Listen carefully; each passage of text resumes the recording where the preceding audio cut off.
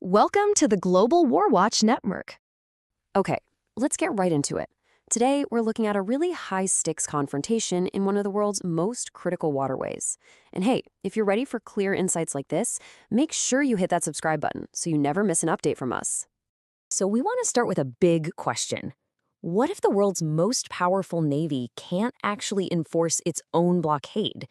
Because, a new Iranian strategy might be testing exactly that, turning what was supposed to be a show of force into a super complex and dangerous stalemate. So how did we even get here with a full-blown U.S. naval blockade of Iran? Well, it all kicked off with a military operation that, it spiraled out of control fast. It was just a ridiculously fast escalation. After the U.S. and Israel launched Operation Epic Fury back in February, Iran didn't just sit back. They retaliated, hitting commercial ships. Then they made a really bold countermove, imposing their own selective blockade and effectively slamming the door on the Strait of Hormuz. That put the entire global economy on edge. And this is exactly where geography becomes strategy. The Strait of Hormuz, it isn't just some strip of water. It is one of the planet's most critical choke points. We're talking about a fifth of the world's entire oil supply passing through this one narrow passage. By controlling it, Iran gained this immense leverage, basically choking off a vital artery of the global economy. So in response to that move, and especially after peace talks in Islamabad completely collapsed, Washington decided to counter with just overwhelming force. On April 13th, the U.S. ordered a full naval blockade of all Iranian ports. This is one of the largest American maritime operations we've seen since the Gulf War. And the scale of this thing it's just immense. We're talking about more than 15 U.S. warships. That's a significant chunk of the U.S. Navy's global power, all focused on one very small, very volatile region. Oh, exactly. Mobilizing 3 full carrier strike groups isn't just a show of force. It's a massive military and, let's not forget, financial commitment.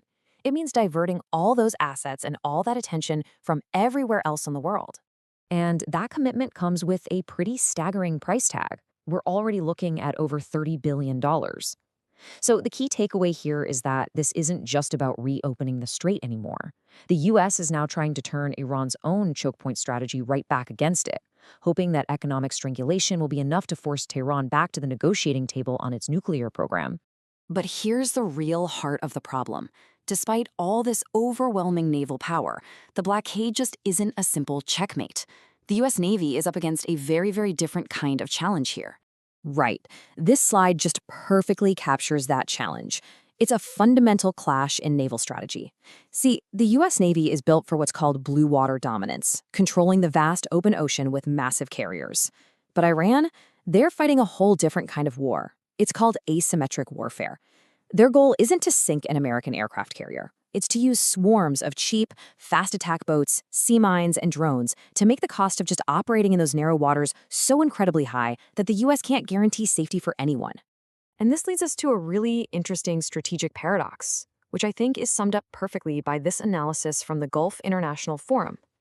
The United States may win on the battlefield in Iran and still lose the war. What that suggests is that all these tactical victories, all this incredible naval power, it might not actually translate into achieving the ultimate strategic goal. And this high-stakes gamble isn't just a military one. It's also being played out on the global stage.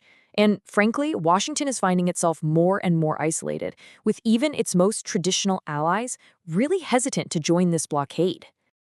Yeah, you can see that division so clearly right here. Most of America's traditional allies, like NATO countries and the UK, they've all declined to participate. They're pushing for de-escalation instead. So that leaves the US and Israel to enforce this whole thing pretty much alone, which you have to say is a major diplomatic setback for Washington. And, of course, that isolation has created a huge opening for other global powers, especially China. I mean, this statement from their defense minister, it's not just a diplomatic protest. It's a direct challenge. It sets up an incredibly dangerous and ambiguous situation if a Chinese-flagged ship decides to, test the blockade. So what we have is a stalemate, a real stalemate. The US has declared a blockade, but Iran's asymmetric forces, combined with this fractured international response, make full enforcement a massive and maybe even impossible challenge. And that stalemate is really defined by all these unresolved issues. Iran still has most of its fast attack boats ready to go, the waters are almost certainly mined, and the diplomatic talks are completely deadlocked. And then, looming over everything, is the China factor. It's gotten to the point where the original goal of this whole thing, dealing with Iran's nuclear program, has been almost completely overshadowed by the immediate struggle for control over the Strait of Hormuz. This entire situation just forces us to ask a much broader question about modern conflict in general. When you're fighting a non-traditional war against an opponent who defines victory in a totally different way, what does winning even look like? We hope this explainer gave you a clearer picture of the complex situation in the Strait of Hormuz. If it did, please like, share, and subscribe to the Global Warwatch Network, and let us know what you think in the comments below. You can also join our community on social media. All the links are in the description. We'll see you next time.